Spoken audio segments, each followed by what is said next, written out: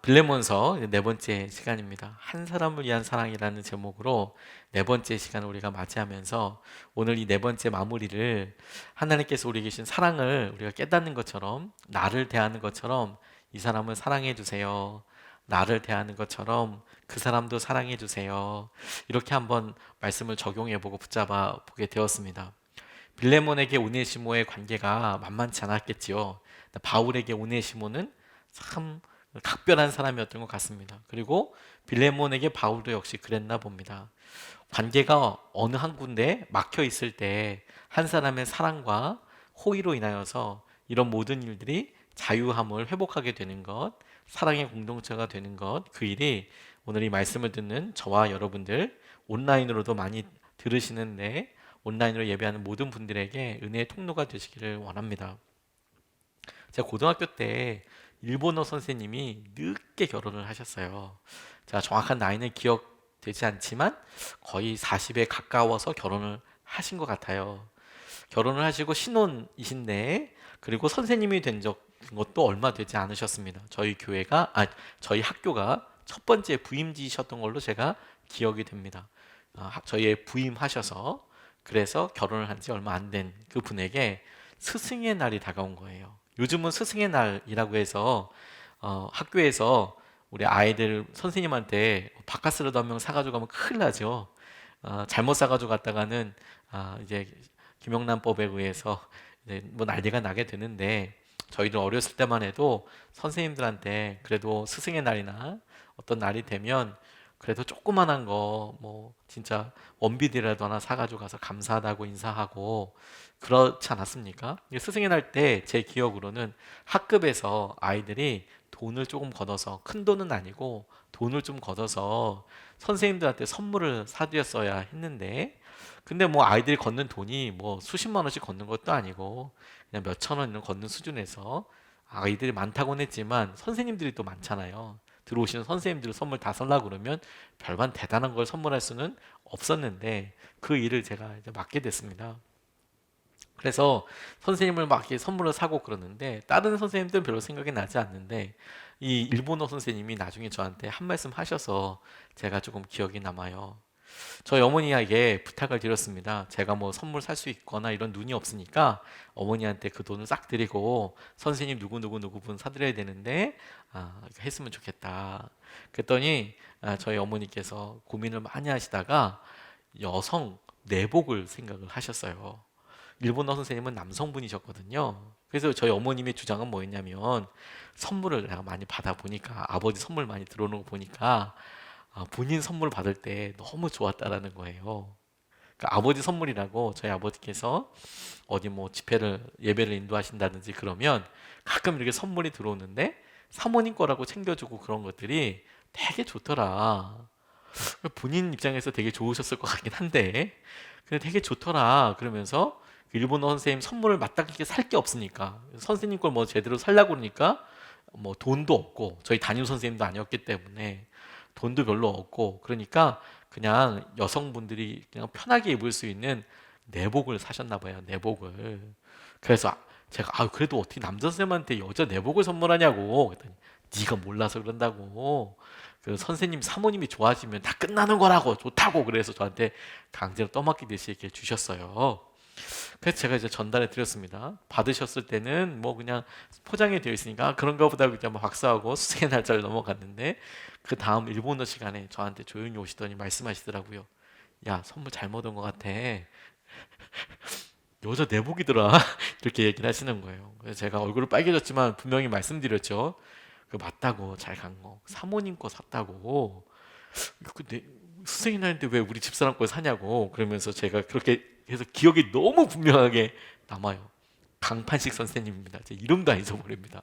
저 일본어 선생님.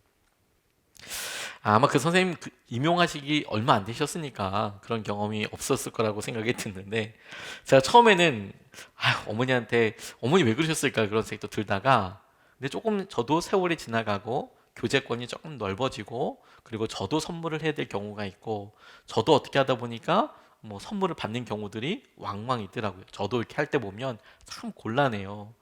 그 목사님에게나 그 어느 분에게 선물을 다 뭐 사야 될지 굉장히 잘 모르겠고, 그러다 보니까 아내분까지 이렇게 얘기하면 선택의 폭이 두 배로 넓어지잖아요. 둘 중에 하나를 할 수 있으면. 근데 그걸 떠나서 진짜 선물을 이제 받을 때 보니까 제가 제 거 받는 것도 좋은데 저희 집사람을 생각해줘서 이렇게 선물이 들어오면 너무 고맙더라고요. 저희 아이들 이렇게 들어와도 너무 고맙더라고요. 그래서 심지어 어떤 때는 다 감사하다고 인사는 드리지만 적어도 저희 부모, 저희 집사람한테 오면 가서 꼭 고맙다고 그렇게 인사를 하게 되는 것 같아요. 저희 가족들이 너무 좋아하면. 저야 정말 친하고 사랑하는 사람들이 어디서 그래도 저와 같이 대접을 받는다면, 저와 같은 그런 어떤 섬김을 받는다면 너무 마음이 감사하더라고요. 기쁘더라고요. 그게 우리에게 되게 중요한 것이라는 것을 저도 나중에 지나면서 알았습니다. 그리고 나중에 저 확신하기를, 우리 일본어 선생님도 나중에 선물 많이 받으시다 보면, 스승할 때 많이 받으셨다 보면 그렇게 사모님 선물 받으면 좋았을 거라고 저는 그렇게 생각을 해요. 그리고 그게 점수 딴 거라고 저는 생각을 해요. 한 가정을 살렸던 일이라고 생각을 합니다. 사랑하는 사람이 어디 가서 인정받으면 좋지 않습니까? 그리고 저에게 그랬던 것처럼 어디 멀리 보낼 때나 어디 처음 보낼 때 그런 저와 같은 인정을 받는다면 너무 기쁠 것 같지 않으세요? 거꾸로는 엄청 섭섭하고 화가 날 수도 있습니다. 다윗이 암몬 왕이 죽었다는 이야기를 듣고 그 암몬 왕의 아들 한운이 장례를 치르는 과정에 이스라엘에 특사를 보냈습니다. 자기 신하들을 보내서 그 장례 조문을 하도록 그렇게 보냈어요. 그런데 이 암몬 땅에서는 그 다윗의 특사가 온 것을 보고, 사절단이 온 것을 보고, 얘네들이 순전한 마음이 아니다. 그리고 이 사람들이 지금 우리 땅을 영탐하러 온 거다. 그래서 그들의 수염을, 당시에는 어른들은 수염을 기르곤 했는데 수염을 싹 밀어버리고, 그리고 중동 볼기라고 이렇게 나와 있는데 엉덩이가 보일 때까지, 그러니까 허벅지 정도가 아니라 엉덩이 살이 보일 때까지 옷을, 통옷을 잘라가지고 그렇게 내쫓아서 자기 영토로 보내버렸습니다. 그러니까 그 사람들이 그렇게 와서 그냥 쫓아가는 이야기가 나오는데, 당시의 옷은 속옷이 없었거든요. 통옷이었거든요. 그러니까 엉덩이가 비쳤다, 엉덩이 중간까지 잘라버렸다는 이야기는 진짜 하체가 다 드러나는 그런 일인 거죠. 그래서 어디 가리지도 못하고 이렇게 쫓아내서 광야길을 걷게 하였다라는 이야기를 다윗이 듣고 전쟁 준비합니다. 자기에 대한 모욕이라고 생각을 하고 전쟁을 준비하고 실제로 암몬과 싸우게 되는 일이 나오지요. 사랑하는 사람, 자기를 대표하는 사람, 자기와 함께하는 사람을 간절히 좋게 대해주기를 바라는 마음은 비단 우리들만 있는 것은 아닙니다. 하나님의 마음이기도 하거든요. 오늘 그 하나님의 마음을 바울을 통해서 빌레몬에게 오네시모에 대한 이야기를 이렇게 전달하는 과정에서 우리가 살펴볼 수 있겠다고 싶습니다. 오늘 17절 말씀에 보면 이렇게 나와 있어요. 그러므로 그대가 나를 동지로 생각하면 나를 맞이하듯이 그를 맞아주십시오. 나를 맞이하듯이 그를 맞아주십시오. 빌레몬서를 여러 번 읽고 묵상도 했지만 나를 맞이하듯이 그 사람을 맞이해 주십시오 라는 말이 제게 얼마나 살갑게 다가왔는지 몰라요. 자신의 주위 사람들에게 자신만큼 잘해주기를 원하는 사람이 생겼다면, 다시 말해서 우리 부모님이, 우리 친구들이 내가 알고 있는 이 사람을 나한테 대해주듯이 마음을 열어주고 살갑게 대해주기를 바라게 됐다면 사랑이 빠진 거예요. 그리고 무시당하고 힘들어할 때 마치 내가 무시당하고 내가 힘든 것처럼 그렇게 마음이 움직인다면 사랑에 빠진 거예요. 그 사람을 너무 아끼기 때문 아니겠습니까? 그리고 사랑하는 사람이 생겨야 비로소 어른이 됩니다. 이게 무슨 말이냐면 책임이라는 것을 알게 되거든요. 자기의 삶과 똑같은 무게로 사람을 사랑할 수 있게, 대할 수 있게 되었다는 의미이기 때문에 그래요. 내가 다른 사람의 삶을 나와 똑같은 무게로 받아들이기 시작했고, 심지어 나보다 더 무거운 존재로, 무거운 감정으로, 무거운 인생의 무게로 소중하게 받아들였다는 의미이기도 하니까 그야말로 이제 어른이 된 셈이에요. 저희들이 부모가 되고 결혼을 하고 그리고 오랜 기간 동안 소중한 친구들이 있어서 그 친구들과 있는 여러 일들을 생각해 보면 이런 게 사랑이고 이런 것이 마음속에서 있게 되는, 우리의 삶을 풍요롭게 하는 것이지라는 것을 깨닫게 되는데, 결혼은 자신의 모든 것을 아깝지 않게 나누어 쓸 수 있는 사람을 만났다는 것이고, 그것이 시간도 그렇고 가능성도 그렇고 내 시간을 얼마든지 나눠도 아깝지 않아. 돈도 그렇고 미래도 그렇고 건강도 그렇고 관계마저도, 내게 소중한 관계마저도 같이 하면 좋겠다, 같이 하면 좋겠다라고 하기엔 그런 관계를 말하는 것이고, 자녀 역시 자신이 받고 있거나 좋은 것이 있다면 물려주고 싶은 사람이거든요. 그게 사랑입니다. 그게 우리가 우리에게 나를 대하는 것처럼 그 사람도 사랑해야 하겠다라는 것을 통해서 우리 마음속에 있는 것을 점검해 보게 되는 것이죠. 김미경이라는 강사분이 어렸을 때 일을 이렇게 이야기하더라고요. 본인이 초등학교 6학년 때 반장 선거를 했는데, 국민학교죠. 당시에는 국민학교 6학년 때 반장 선거가 뭐 공부 잘하고 이런 게 아니라 거의 인기 투표 수준이잖아요. 6학년 때 반장 후보로 올라서 반장이 됐대요. 그것도 표가 많이 많이 나와서. 그런데 세상에 선생님이, 담임 선생님이 반장은 남자만 하는 거라고 못하게 했다는 거예요. 반장은 남자만 하는 거라고. 그리고 지금은 어림도 없는 얘기지만, 그 이분 어렸을 때에는 증평에서는 특별히 아무리 여자가 잘 나가도 부반장밖에 못했대요. 부반장밖에. 그러고 보니까 저희도 은근, 제가 어렸을 때만 해도 반장 그러면 남자 시켜주고 부반장 할 때 여자애들 좀 나오고 그랬던 것 같아요.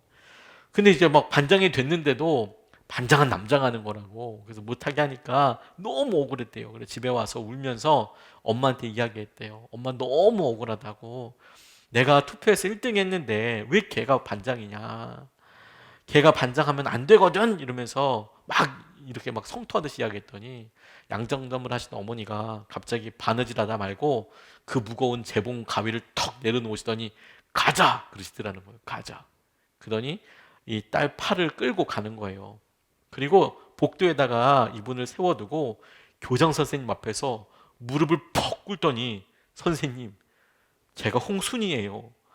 어렸을 때 하고 싶은 것도 많고 꿈도 많았는데 단지 여자라는 이유로 20년 동안 양장점에서 일해서 오빠들 다 대학 보냈어요. 남녀 차별은 저 하나로 족하지 제 딸 김미경이 또 겪어야 하나요? 얘를 반장하게 해주세요. 그렇게 이야기했다는 거예요. 교장 찾아가서 남녀 차별은 나 혼자면 충분하지. 내 딸한테 그러면 되겠냐고. 엄마의 끈질긴 설득에 마침내 반장이 진짜 됐답니다. 그리고 이 딸에게는 그 엄마의 모습이 평생 남았다라는 거예요. 누군가를 정말 사랑하고 그 사랑의 억울함이 정말 내게 다가오고 내가 못 이뤘기 때문에 더 누리게 하고 싶고 나를 대하는 것처럼 그게 좋은 것이라면 정말 나누고 싶은 사람이 생긴 거, 그건 굉장히 중요한 것이죠.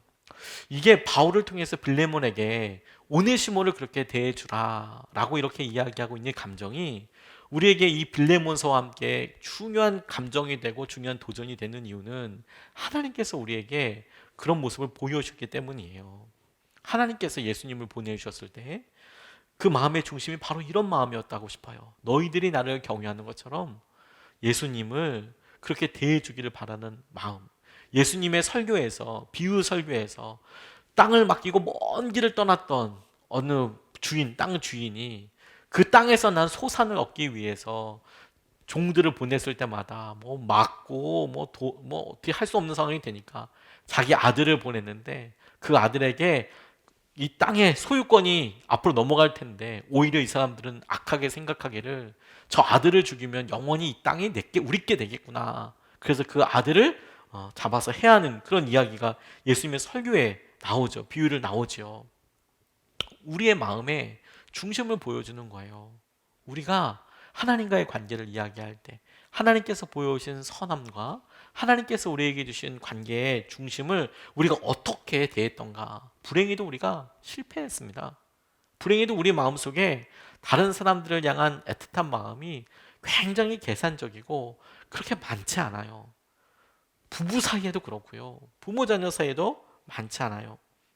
그래서 우리 주위에 주님께서 오네시모 같은 사람을 주시는 이유는 그 하나님의 마음을, 하나님께서 우리에게 주신 예수 그리스도를 통해서 이루었어야 할 그 마음을 하나님의 마음과 관점에서 알아볼 수 있는 굉장히 중요한 도전이라고 싶어요. 세컨 찬스를 주신 거라고 싶어요. 두 번째, 우리에게 주님이 우리에게 하나님을 사랑하는 것과 함께 이웃을 사랑하라고 이야기할 때 네 몸과 같이 사랑하라. 너를 얼마나 사랑했는지 떠올려 보고 그 사람과 그 사람, 네가 앞에 있는 그 사람도 소중한 사람인 것을 기억하고 실천해라, 실천해라. 이런 말씀일 거예요. 우리에게 사랑을 허락하여 주시고 그 사랑에 대해서 너도 그렇게 해봐라 라고 말씀하시는 것이죠. 사랑에 대해서 생각해 보면 이게 너무너무 중요한 거라고 싶어요. 우리의 마음속에. 그렇다면 여러분, 우리가 이런 사랑에 대해서 점검하고 이야기할 때 나를 대하는 것처럼 그 사람을 대해 주었으면 좋겠다. 나를 대하는 것처럼 내가 이렇게 무시당하는데 그 사람도 무시당했으면 좋겠다. 이런 마음이 아니라 내게 좋은 것이 있고 내가 그렇게 높임과 존경과 혹은 인정과 따뜻함을 받는다면 내 옆에 있는 이 사람도 순전한 마음으로 그런 것을 누렸으면 좋겠다. 더 많은 것을 누렸으면 좋겠다. 라고 생각할 때 중요한 우리의 마음이 우리가 마음을 열어서 우리가 무언가를 할 때 그 사랑에 그 사람을 동일시하고 나아가는 것과 함께 필요한 것이 뭐냐면 호의입니다. 호의. 페이버라고 이야기하죠. 오늘 본문 20절 말씀에 이렇게 이야기합니다. 형제여, 나는 주님 안에서 그대의 호의를 바랍니다. 그리스도 안에서 나의 마음에 생기를 넣어 주십시오. 형제여, 나는 주님 안에서 그대의 호의를 바랍니다. 그리스도 안에서 나는 마음에 생기를 넣어 주십시오. 호의를 바란대요. 사랑을 바란대요. 그 사람에게서 무언가 받는 것이 참 중요하죠. 호의를 받는 것. 그 사람이라는 것이 되게 중요해요. NLT 성경에 보면 이 호의를 받다라는 단어를 favor라는 단어를 썼어요. Please do me this favor 이렇게 나와요. 내게 어떤 친절을 베풀어 주지 않을래? 내게 호의를 베풀어 주지 않을래?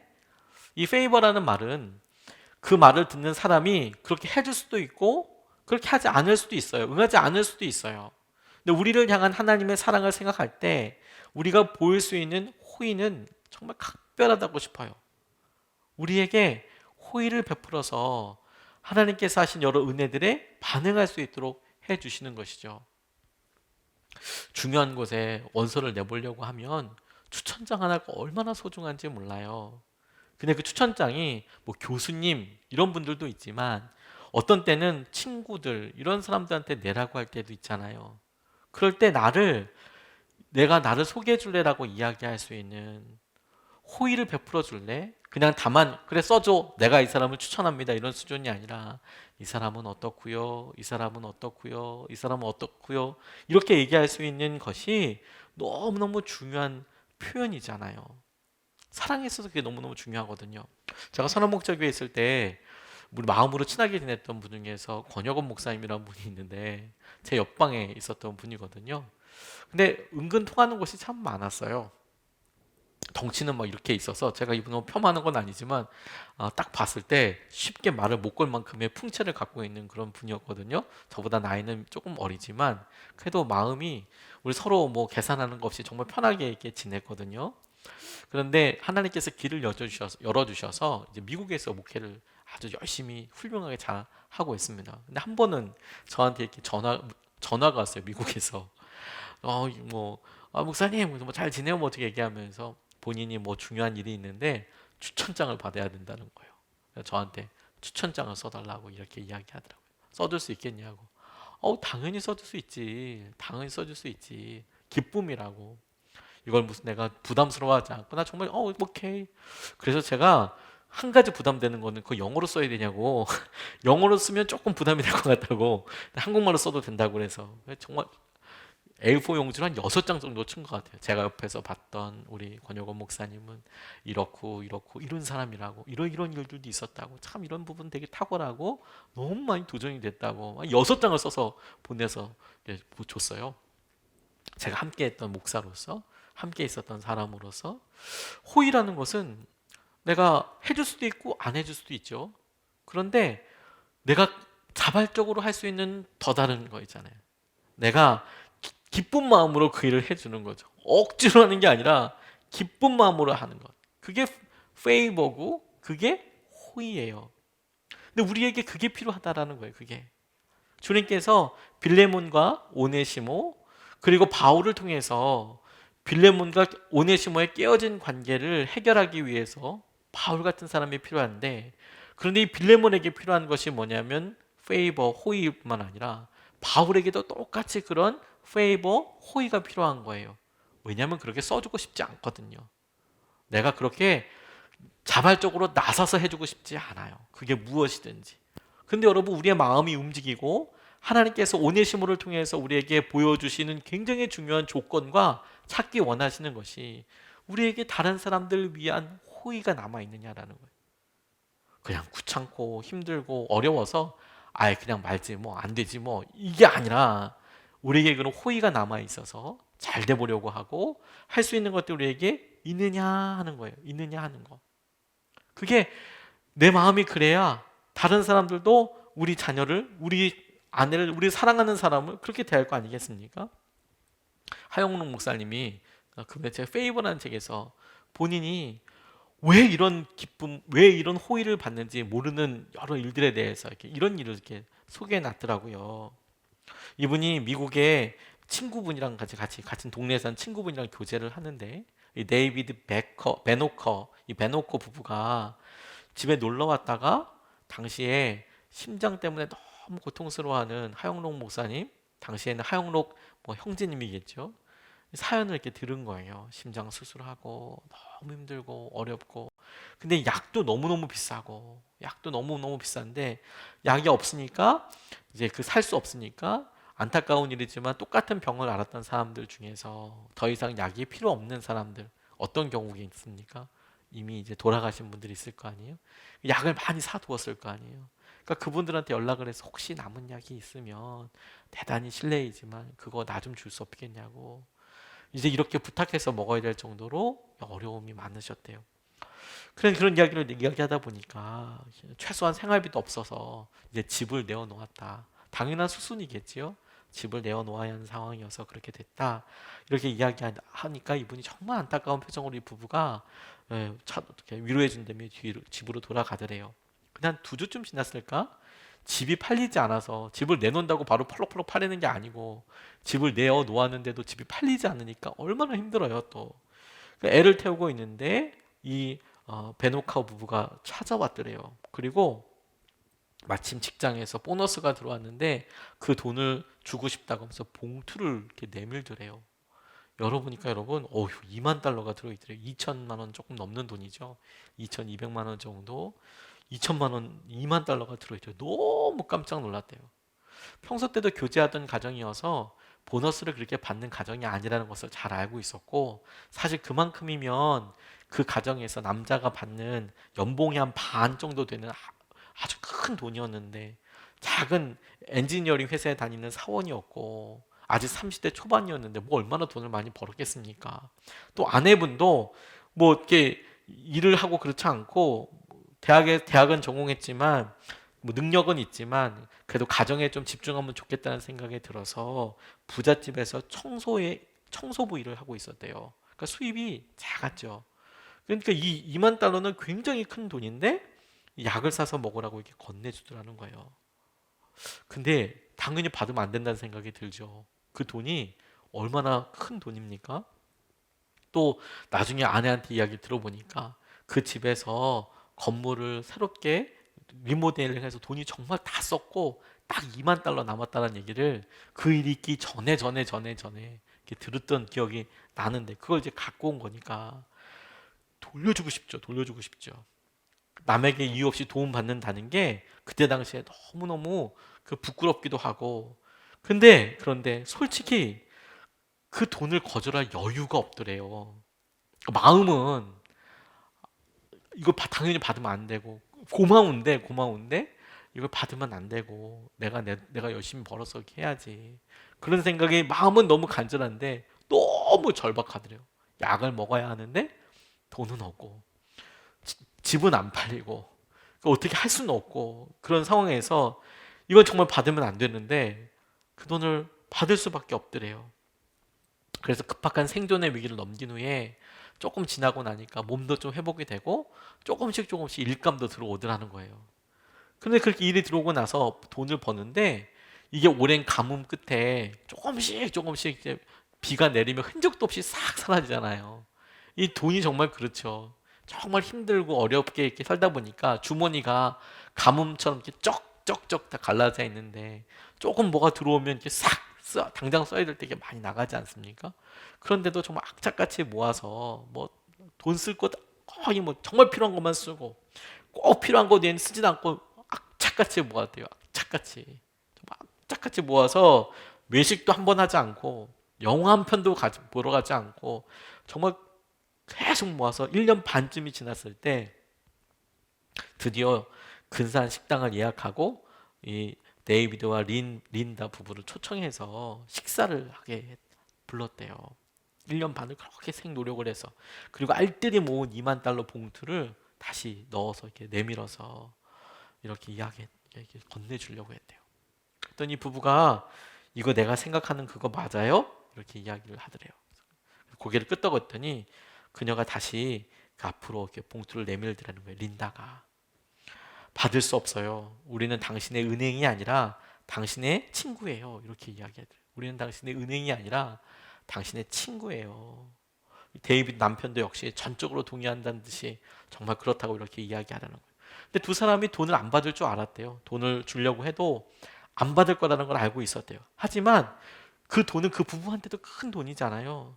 그러니까 아이들이 한참 자랄 때고 여전히 린다는 청소 일을 하고 있고 돌려주는 게 맞다고 생각해서 두 사람의 마음을 너무 잘 받았고 너무 요긴한데 잘 썼고 그런데 이 돈은 좀 받아줬으면 좋겠어요. 이거 빌린 돈이 아니라 우리 돈에 우리의 고마움을 전하는 거라고 생각해 주면 안 될까요? 빌린 돈을 갚는 게 아니라 우리가 너무 요긴할 때 잘 썼는데 이걸 다시 고마움을 표현하는 거라고 생각해 주면 안 되겠냐고. 그때 다시 고개를 젓더래요. 만약 이 돈이 필요 없으면 팀, 하영록 목사님 영어 이름이죠. 팀 당신이 도와주고 싶은 사람을 위해 써요. 우리보다는 당신이 어려운 사람들을 더 많이 알잖아요. 그러면서 우리는 당신 가족의 고통에 동참하고 싶었어요. 그래서 이 돈을 받을 수 없어요. 그렇게 이야기를 하더래요. 페이버는 우리가 무언가를 계산해서 하는 게 아니에요. 우리가 순전히 즐거운 마음으로, 자발적인 마음으로 우리 마음속에 여전히 다른 사람들 위한 환대, 호의가 있는가? 페이버가 있는가? 그냥 어떻게든 뭐 이걸 갖다 참아줘. 내가 이거 넘어가줘. 이런 걸 사랑이라고 정의하지 않아요. 이런 걸 사랑이라고 하지 않아요. 그 시작이 순전한 호의, 내가 하고 싶어서 내가 정말 그걸 원하기 때문에 자발적으로 하는 마음이죠. 그게 사랑이에요. 그게 사랑. 이 사람을 그렇게 대해주세요라고 이야기할 때 내가 그럴 만한 사람이 있는가 뿐만 아니라 우리 마음속에 그런 사랑, 내게 자발적인 호의가 있는가? 여러분 한번 떠올려 보세요. 그렇게 우리를 받아주는 사람만으로도 우리 마음이 넉넉해지지 않습니까? 넉넉해지지 않습니까? 누군가가 우리를 그렇게 도와줄 수 있다는 것만으로도 우리가 요즘 참 그렇게 시기를 살고 있는 것 같습니다. 힘들고 어려운데 정작 어렵다고 이야기할 만한 사람이 많지 않잖아요. 그런데 여러분 이야기를 했다 손 치더라도 누군가가 정말 그 마음을 보고 도움의 손길을 내민다면 여러분들이 기꺼운 마음으로 즐거운 마음으로 그 호의를 받아들일 수는 있으세요? 사실 그거 쉽지 않거든요. 우리 마음이 그래요. 호의에 대해서 우리가 우리 자신도 말라 있고 그걸 또 받는 것도 또 말라 있는 거죠. 그게 사랑과 반대예요. 그리고 이렇게 호의를 마르게 하는 것들이 마르게 하고 사랑을 쉽게 왜곡시키는 게 뭐냐면 인색함입니다. 인색함. 너무 인색한 거죠. 호의의 반대말은 인색함인 것 같아요. 그리고 사랑을 아주 많이 왜곡시키는 것도 이 인색함인 것 같아요. 사랑을 안 하는 건 아닌데 인색해서 사랑이 사랑으로 전달되지 않아요. 너무 마음이 인색하다 보니까 우리도 힘들고 다 보니까 그래서 돈은 돈대로 쓰면서 좋은 소리를 듣지 못해요. 사랑은 사랑대로 한다고 하는 건데 그게 사랑으로 전달되지 않는 이유들 중에 하나가 뭐냐면 인색함이죠. 이 인색함에서 나오는 생색? 그래서 사랑을 했는데 사랑이라고 표현하는데 그게 사람들한테 들릴 때 사랑이라고 들리지 않는 경우들이 많이 있어요. 많이 있어요. 제게 이 사랑에 대해서 너무 후회되고 안타까운 기억 하나가 있습니다. 저희 아버지께서 목회를 하실 때 교회가 참 힘들었거든요. 어렵고 힘든 기간들이 쭉 지났는데 제가 고등학교 시절 때 참 많이 힘들었던 것 같아요. 그때부터 많이 힘들었는데 그렇다고 해서 뭐 교회에 여러 어렵고 힘든 일이 있었지만 아버지께서 말씀을 전하시고 이런 것들은 그래도 나가서 집회를 인도하신다든지 그렇게 되시는 경우들이 있었어요. 그래서 아주 선한 영향력을 이렇게 미치고 있으셨거든요. 그런데 그 어느 날 어느 성도님께서 저희 아버지에게 차를 하나 선물을 하신 거예요. 너무 놀랍잖아요. 큰 선물이죠. 그 당시만 해도 뭐 교회에다가 헌금한다 이런 개념이 없었고 교회 자체도 그렇게 크지 않았기 때문에 그분이 제가 기억하기로는 저희 가나안 교회 성도가 아닌데 다른 교회 성도님이 집회에서 아버지 설교 큰 은혜를 받으시고 뭐가 필요한가 생각해 보니까 여러 군데 이렇게 교회를 다니시고 집회를 가시기도 하는데 발이 있으면 참 좋겠다. 차가 있으면 좋겠다. 이런 마음으로 뭐 할부겠죠. 네. 당시에 캐피탈이라는 차를 사주셨어요. 기아차입니다. 요즘은 뭐 나오지도 않는 차예요. 제가 이걸 이렇게 써놓고서 한번 다시 검색을 해봤습니다. 어떤 차였지? 그러니까 기억이 새록새록 하더라고요. 이게 1989년에 나왔고요. 1990년대 보급형이 나왔다고 하더라고요. 근데 제가 그 생각이 퍼뜩 나면서 왜 인색함에 대해서 생각나냐면 제가 지금도 왜 그런 말을 시작했는지도 기억이 안 나고 그 이후에 어떻게 됐는지도 기억이 안 나는데 아버지랑 대화했던 장면 하나가 너무 선명하게 생각이 나는 거예요. 어떤 장면이냐면 제가 그 차가 들어온 것을 보고 그냥 선물 그게 어느 분이 감사해서 그렇게 헌금을 했나 보구나 이렇게 생각하고 우리 부자다 이러면 우리 차 있다 이러면 참 좋은데 제가 그걸 아버지한테 우리 집 형편에 차가 웬 말이냐 이거 돈으로 달라고 하지 혹은 이거 차라리 뭐 이렇게 하면 딴 걸로 달라고 하지 차가 뭐냐 차는 뭐 어떻게 하고 막 이런 이야기를 막 한 거 있죠. 차가 있어도 티코 정도나 있으면 되지 무슨 캐피탈이냐 막 그렇게 이제 얘기한 거죠. 제가 할부금을 대신 내는 것도 아니고 제가 그렇게 한다고 해서 그분이 뭐 그 헌물한 거 갖다가 다시 가져가는 것도 아니고 그런데 그걸 그렇게 제가 막 아버지한테 막 했던 기억이 너무너무 나는 거 있죠. 제 안에 경험도 없고 너무 인색한 거예요. 너무 인색한 거예요. 사람이 이렇게 호의를 이렇게 받아들이면 그걸 그렇구나. 나를 위한 사랑이구나. 나를 위한 하나님의 허락하심이구나. 이렇게 생각하지 않고 그걸 그렇게 인색하고 이렇게 잣대를 가지고 가요. 그러니까 호의가 호의로 다가가지 않아요. 계속 이제 그렇게 하는 거죠. 근데 하나님께서는 우리를 대하실 때 항상 호의를 가지고 대해 주셨거든요. 페이버로 대해 주셨거든요.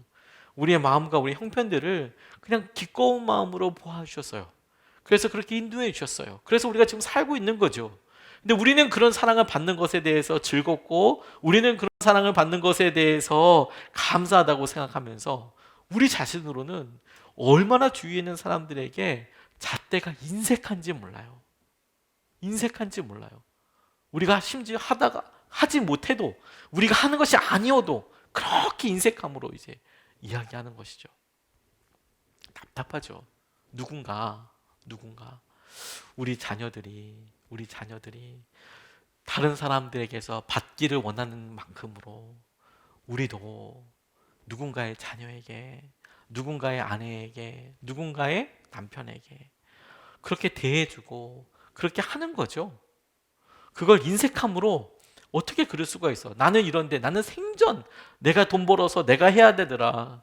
근데 내가 누굴 돕는다는 게 말이 돼? 나는 생전 누가 도와준 사람 아무도 없더라. 그러니 그게 얼마나 기쁜 일이야. 그거 무조건 감사해야 돼. 이런 식으로 생각을 하는 거죠. 어느 순간에 여러분 우리가 다른 사람의 호의와 다른 사람들이 받는 은혜를 막 잣대로 막 갖다 대는 거예요. 내 잣대, 내 생각. 그래서 하나님께서 우리에게 주시는 더 놀라운 사랑과 호의를 입지 못하는 거예요. 하나님께서 주신 놀라운 은혜와 마음들이 더 준비되어 있을 텐데 그런데 우리는 늘 헛헛하고 늘 부족한 마음으로 살아가는 거죠. 그걸 빌레몬을 통해서 오네시모로 인하여서 빌레몬에게 바울이 이렇게 보여주는 거예요. 호의가 필요하다고. 이 일에 당신이 생각하고 있는 거, 당신이 하려고 하는 거, 그것에 호의가 필요하다. 마음이 열려서. 우리에게도 주님께서 누군가 묶여져 있는 관계가 있고 상처받은 관계가 있을 때 하나님께서 바로 그 부분을 이야기하실 거예요. 네가 그 마음에 호의가 없다고 해서 네가 잘못하는 건 아닐 거야.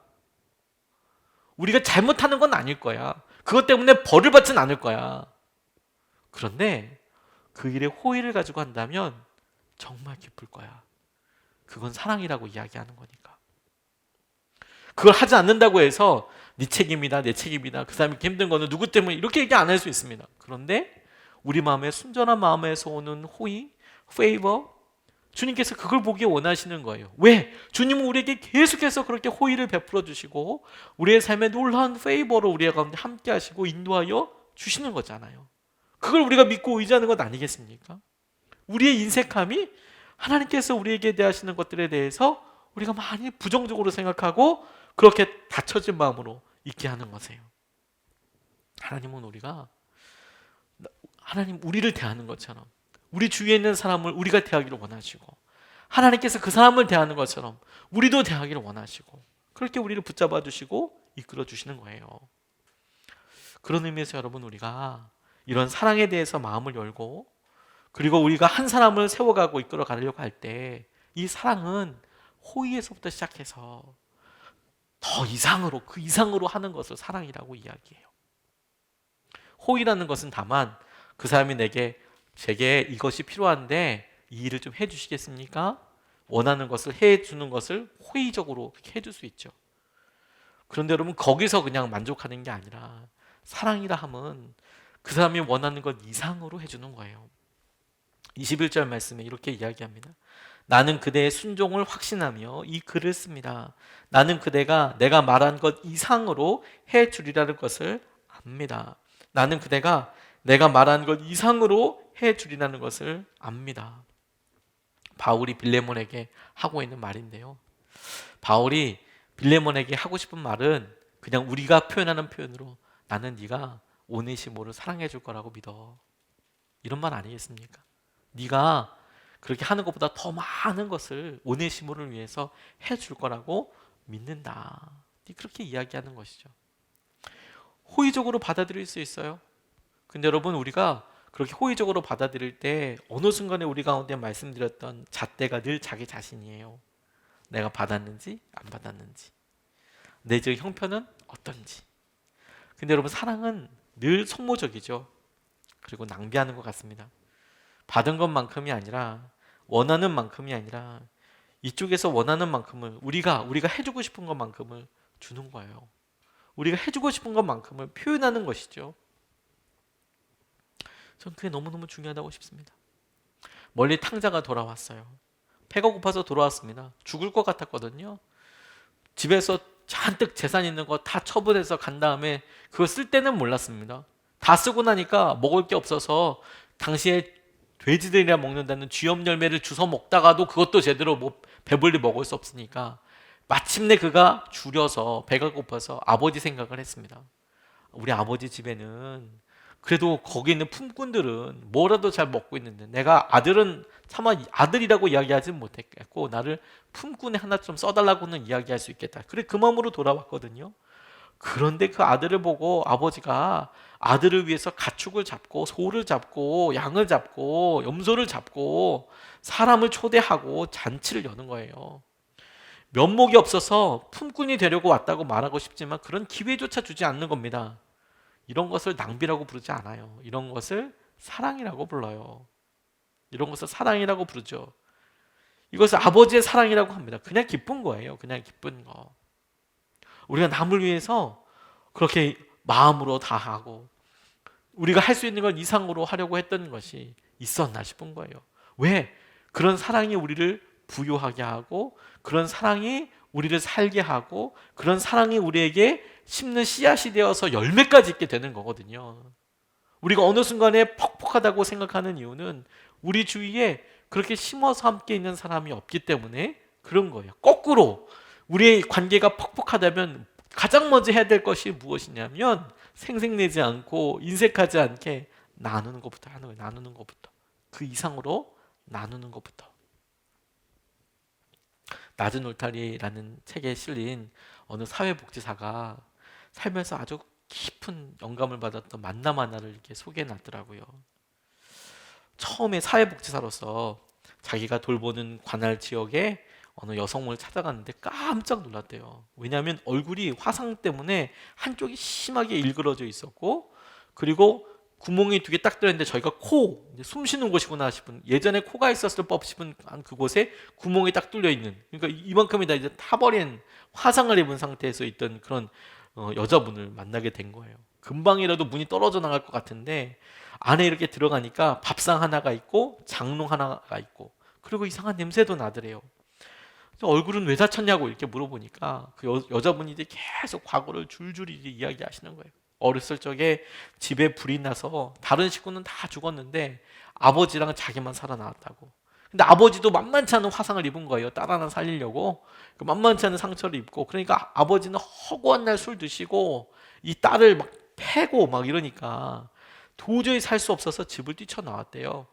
그런데 뭐 이 자매는 어디 갈 데가 있겠습니까? 막상 집을 나왔지만 갈 곳이 없어서 불황자를 보호하는 시설에서 몇 년 동안 지냈대요. 갈 데가 없어서. 거기서 남편을 만났답니다. 그러니까 이 몸으로 어떻게 결혼을 했냐면 남편이 앞을 못 보는 시각장애인이었대요.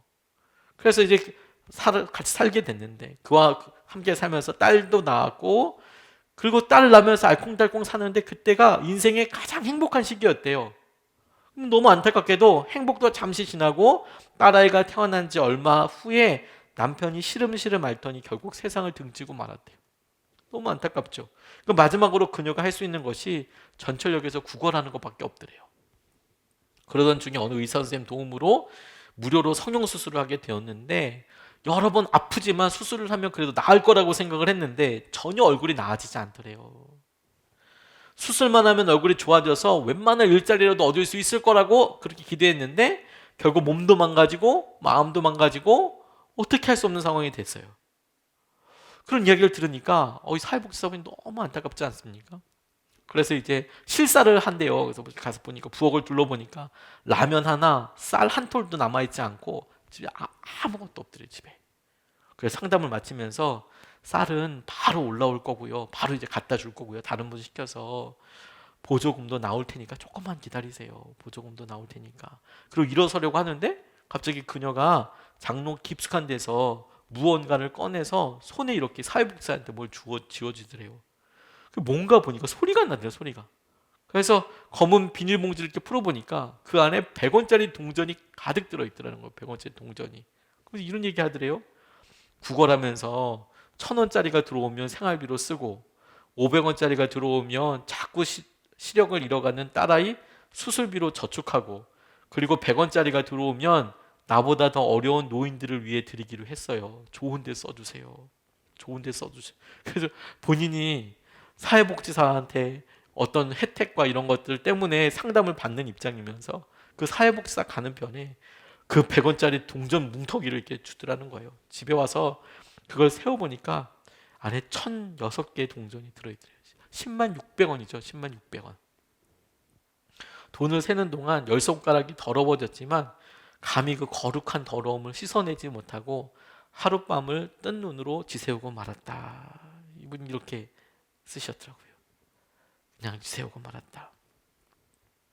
사치랑 우리 마음속에 그 이상 한다는 것은 우리가 갖고 있는 것에서 더 많은 무언가를 해야 한다는 것이 아닙니다, 여러분. 어렵고 힘들 때 우리에게 감정을 그만큼 한 번도 못 온다는 거, 어떤 사람이 보기보다 우리 스스로가 볼 때 사치처럼 여겨질 때가 있겠죠. 그걸 사랑이라고 하는 거예요. 그걸 우리에게 가지고 있는 노력과 지식과 한계들에 조금 더 이상으로 해보는 거죠. 그 이상으로 해보는 거를 사랑이라고 하는 거예요. 그리고 그런 사랑이 우리를 정말로 살린다니까요. 사랑은 감정이나 시간이나 심지어 물질이나 어느 곳에서든지 반드시 그 이상 더할 수 있는 과잉을 가져올 수밖에 없어요. 다른 사람들은 이해할 수 없어요. 그런데 그것에 시간을 더 내고 그것에 힘을 더 내보고 그것에 한 번 더 도전하고 기회를 한 번 더 줘보고 그것에 더 많은 희생을 해보기도 하고, 그래서 우리가 사랑이라는 열매를 맺어 나가는 것이죠. 그것이 하나님께서 우리에게 보여주신 일이라고 싶어요. 끝까지 그렇게 했던 정신과 전문의가 어느 날 자기 제자가 이렇게 물어보더래요. 환자를 언제 퇴원시키면 되겠냐고. 신경정신과 이 수련을 받던 이 사람이 궁금했던 건 뭐냐면, 뭐 교과서적인 대답이 있겠죠. 그 사람을 봤을 때 뭐가 어떻게 되고 뭐가 어떻게 변하고, 그러면 내보내도 된다, 퇴원시켜도 되겠다, 이렇게 이야기할 수 있겠지만, 그런 교과서적인 기준이 아니라 정말로 선생님은 여기서 여러 사람들을 보면서 어떤 기준을 가지고 퇴원시키나요? 마음이 아픈 사람, 생각이 아픈 사람을 어떻게 퇴원시키나요? 그러니까 이분이 쑥 물어보는 그 제자한테 한 문장으로 이렇게 얘기했답니다.